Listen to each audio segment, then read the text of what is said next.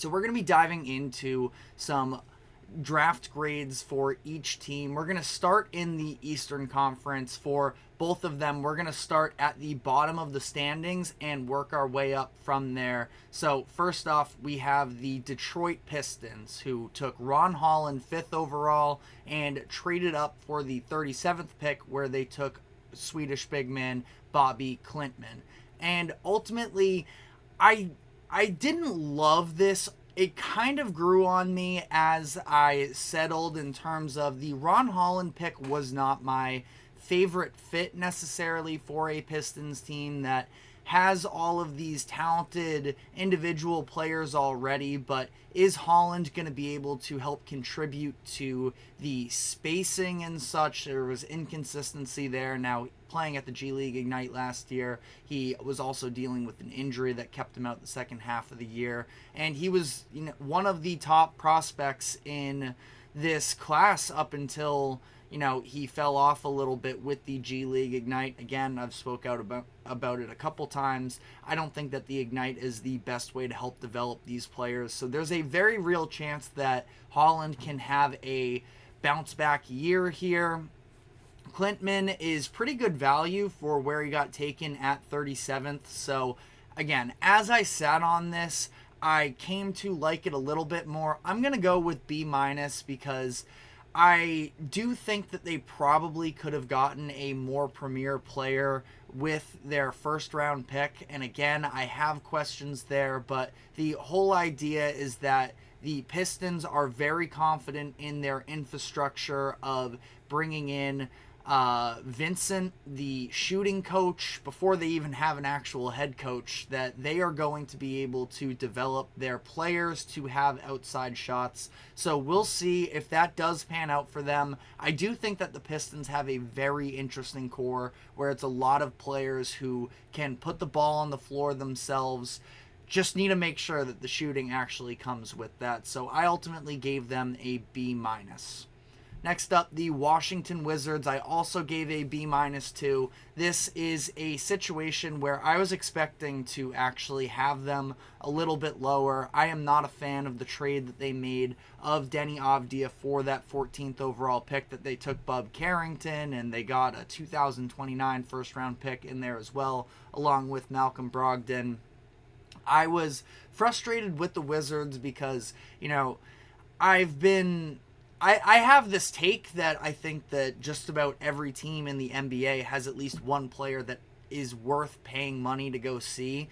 And Avdia was becoming, he did become my favorite player on the Wizards last year. And it felt good that this project player was finally coming through and having the offensive developments necessary to play some real meaningful basketball. And as soon as he does have this moment of shine, they end up trading him for the last pick in the lottery of one of the worst drafts, at least perception-wise, in recent NBA history. So the Wizards end up here with three young players in Alex Sarr, Bub Carrington, and Keyshawn George that all are on the younger end and have high upsides. So I couldn't bury them for it because ultimately, any one of these players could develop into being a really meaningful piece. I just don't think that there is either the other end of necessarily all too much security. The Wizards are a rebuilding team, so projects was the way they were going to go.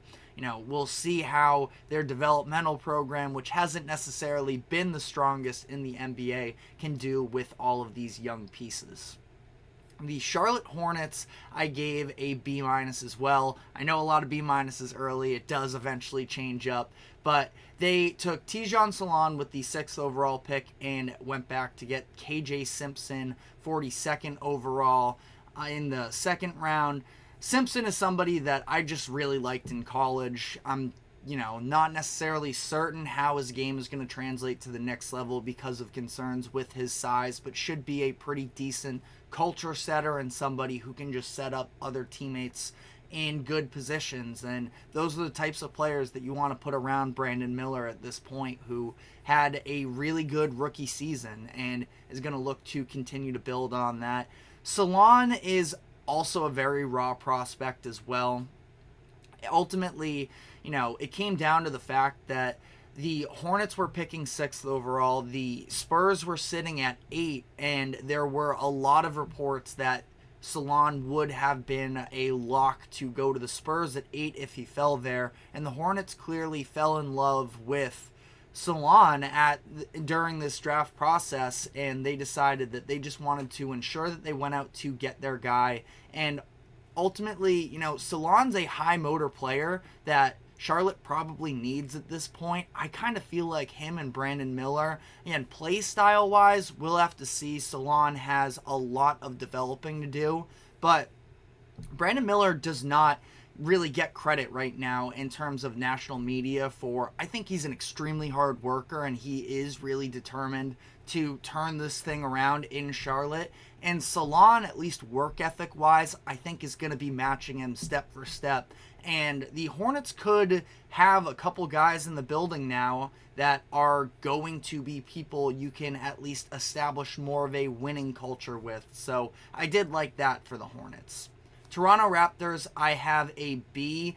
In a vacuum, I actually liked their draft picks a lot here, specifically Walter and Shed, two guards that are kind of on opposite ends in terms of Walter's a younger player with high potential. Shed is just a professional type player. Concerns about his size, being able to be a lead guard in the NBA, but is going to absolutely work on the defensive end and I think be a good leader for a young Raptors team.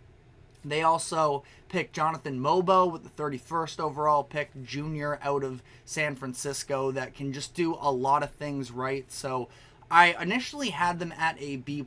Now we're going to get more into the other moves the Raptors have made later in this show, where they did just give out a massive contract extension to Emmanuel Quickley as well, and traded for Davion Mitchell. So it's a lot of guards in the building for Toronto that does sort of have me a little more off of their draft, but I think they got good value, pretty much across the board. The Brooklyn Nets, they did not have a selection, so we're putting them as a not available for this. They, of course, just traded Mikal Bridges to the Knicks in a fallout trade there. They got their own first-round pick in 2025. They're going to be entering tank mode here, and I do think that they are on the right direction. So this wasn't going to be the year for the Nets, but I do think things are going to get better from here. Next, the Atlanta Hawks, I have another B-. B was sort of my standard throughout this process, and when I'm going lower, it's because I feel like things could have turned out better for them. Now, Nikola Jurisic in the second round is pretty good value at number 43, so that did help boost them a little bit in my eyes, but I still just don't love the selection of Zaccharie Risacher with the first overall pick. I feel like they probably should have looked more into trading out. Now, obviously, the value of this year's number 1 pick isn't necessarily going to, translate to this massive haul in return, but I just don't know if I love it necessarily with Risacher. Now, long-term, maybe he can find his way into the starting 5 here. We saw them trade AJ Griffin yesterday as well, which is another move I didn't really love. So we'll see how it plays out. I don't want to bury Risacher at this point. I'm going to have to see more from him first, but I didn't love this for the Hawks. Maybe I was probably even leaning a little bit more towards the C+ range. For the Chicago Bulls, I have a B+. They had just one selection. It was the 11th overall pick, and ultimately they just went with the best prospect available in Manas Buzelis. And not just that, but the fact that he is a Chicago kid as well, made for a cool moment. Now, the fit isn't necessarily perfect just yet, which is why I couldn't really put it any higher, the grade, but it's interesting. The Bulls are going to have a lot on their plate this offseason to figure out how they want to configure their roster. And ultimately, again, if they are going to lean into this rebuild, which that's what I interpreted it as when they made the Josh Giddey for Alex Caruso trade, if they're going to go in that direction, I do think Buzelis has high upside. With better shooting, could have gone even higher in this draft. So I ultimately, a B+ is a pretty good spot for the Bulls to land at here. the Miami Heat, I ended up giving them a B. Kel'el Ware with the 15th pick and Pele Larson with the 44th pick. Both very solid selections. Now, there are highs and lows that come with both of these. I think that the biggest sort of complaint with the Heat would have been that I think that Yves Missi is a better prospect than Kel'el Ware personally.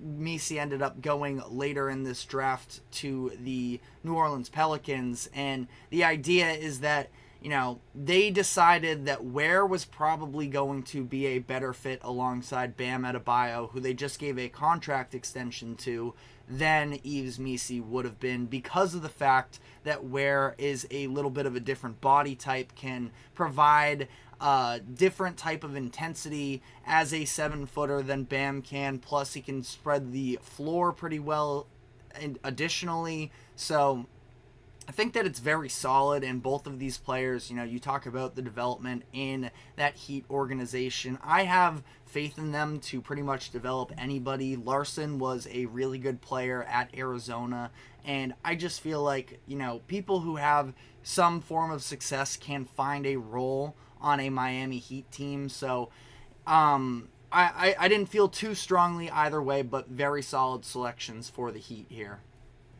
The Philadelphia 76ers, I have my first A of the draft so far. They took Jared McCain with the 16th overall pick and Adem Bona with the 41st pick in the second round.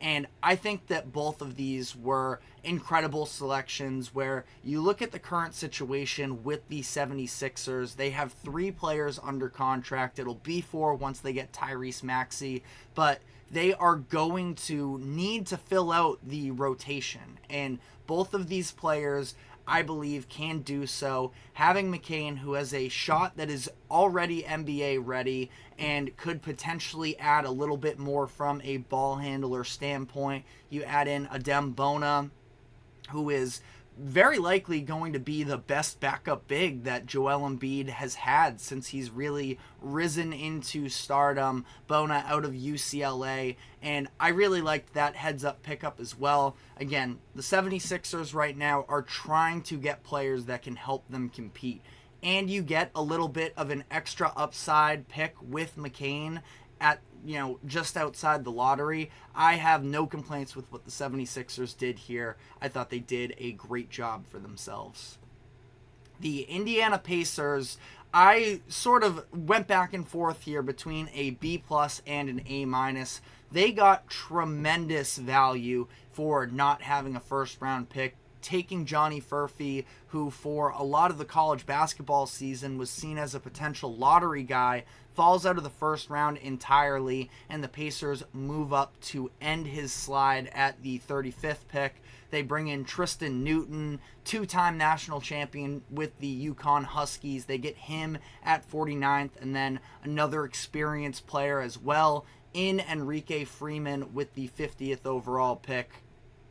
I thought that it was tremendous value, again, for where the Pacers were at. Now, I have some doubts. I was never necessarily super high on Furphy when he was getting the lottery pick love during the season. Now, obviously, the end of the season didn't necessarily go quite as well. I mean, he was red hot from 3, especially during that stretch where he was gaining a lot of love. But there is absolutely upside with the shot.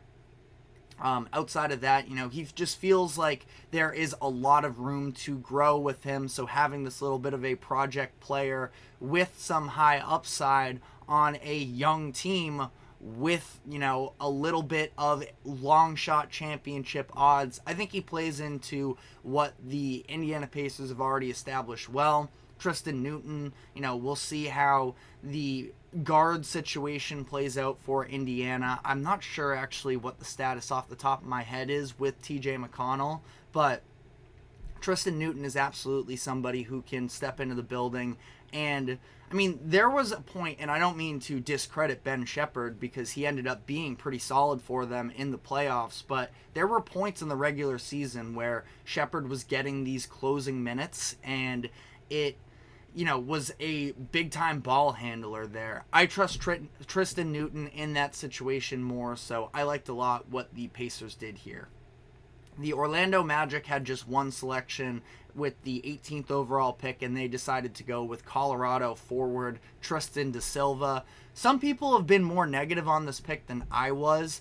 I just like the idea of what they're going for. The Magic are trying to not quite put all their chips in towards contending, but at least shaping up to be a more competitive roster. Obviously just took the Cavaliers to 7 games in the postseason last year. Paolo Banchero is emerging, and Tristan da Silva is a forward that is pretty well-rounded offensively with a high potential of a jump shot. So I think he fits into what they are trying to build pretty well, so I didn't have any complaints here. I was looking at all of the other options at the time. Maybe you go with a Shireman, who is probably a little bit more reliable of a three-point shooter. Filipowski probably could have gotten minutes for them, maybe even an Yves Missi, who is still available at this point. But ultimately, I think it was a solid selection, and I'm not going to bury the Magic for it whatsoever. The Cleveland Cavaliers, I'm also giving a B to. They just continue to take swings here at finding the wing of the future for them. They have their 2 guards. They have their 2 big men. They need somebody to really emerge in that 3 spot. Isaac Okoro did have a pretty good season last year, so you're hoping that he can continue to build on that. But in this spot, taking Jalen Tyson, who has some more on-ball guard experience in college, projects to be more of a forward when he gets to the NBA. And, he's been pretty reliable in catch-and-shoot opportunities. He is a very good athlete, but I'm just not really sure. This could maybe even be a little bit lower if the overall standard I had was maybe more the C range, then this could be like a C+, B-. I feel fine about it, but I'm also just not necessarily sure totally how much playing time he's going to get. He is a junior, so coming in with a little bit more experience, but this is the one where I didn't necessarily know exactly how to feel on it. The Milwaukee Bucks, I have the lowest grade in the Eastern Conference, and maybe even the NBA as a whole, with a C-. They took A.J. Johnson with the 23rd overall pick, and at that point, taking this project player, you were thinking that maybe they double back around in the second round with somebody who's more NBA ready, and instead they go for Tyler Smith out of the G League Ignite 33rd overall, and I don't think Doc Rivers is going to give either one of these players playing time next year, and we saw Andre Jackson, who was a starter out on the national championship Huskies a couple years ago. I thought he showed a lot of promise as a defender, and Doc Rivers pretty much abandoned him. He was getting some more run time when Adrian Griffin was at the helm. Then Doc Rivers takes over and sort of squashes that opportunity. The Bucks are trying to win right now, so I'm not sure what these couple project players do for them. Now, there is some high school recruit pedigree there that maybe they just felt like these were the best prospects available, but I don't know how it necessarily impacts them being a better team next year, and in my opinion, that's where their focus should have been on. Coming into the last couple picks here, the New York Knicks, I ultimately gave them a B. They take Bacom Dadier with the 25th pick, and then in the second round, they start to add a little bit more of at least players that you could see in the rotation this upcoming year. Now, who knows with Dadier? There are a lot of people who are very high on him. I've also heard that there's a very good chance that he ends up as a draft and stash player, so we'll have to wait to see there. But the Knicks coming into the second round, making some moves there to get some non-guaranteed contracts and end up getting a couple veterans of college basketball in Tyler Kolek and Kevin McCullough Jr. that could definitely find roles for themselves. I wouldn't say definitely can find roles. The Knicks are already a pretty deep team. I do like Kolek a lot there, getting some backup guard play out of the position, and definitely think it could be fun there. But We'll have to see how Thibodeau chooses to shake out this rotation. Kolek is definitely not known as a big-time defender, so that might restrict his minutes in a Tom Thibodeau-based defensive scheme. And then the reigning champion Boston Celtics, I gave them a B+, getting Baylor Shireman and Anton Watson with the 30th overall pick and 54th pick respectively. The Celtics, I was surprised they even used their picks in this draft, but they sort of add to this identity that they already have of you have to be a shooter and or defender. And Shireman fits that shooter role a little bit more for them. He is more limited defensively, so we'll see there. Watson is a good defender, isn't a high volume three-point shooter, but still shot 41% his final season at Gonzaga, and there's a very good chance neither one of these guys get playing time this upcoming year for a team that just won the national championship. But I still like the value that they got with both of these picks. Shireman also could maybe be somebody that starts to get more playing time for the Celtics 2 years from now. Sam Hauser is on the final year of his contract right now, and he was, of course, a big rotational player for them throughout the postseason and a three-point specialist. Now, defense is something that I think goes underrated with Hauser's game, so Shireman's definitely going to have to improve on that end of the floor, but could be a little bit of insurance there for that position. But that is the entirety of the Eastern Conference. Let me know what you think I got right and wrong, where you would have changed things up. But we are going to be taking a look at the Western Conference as well and running through all 15 teams there. But first, we have to take a quick break. Don't go anywhere. We will be right back.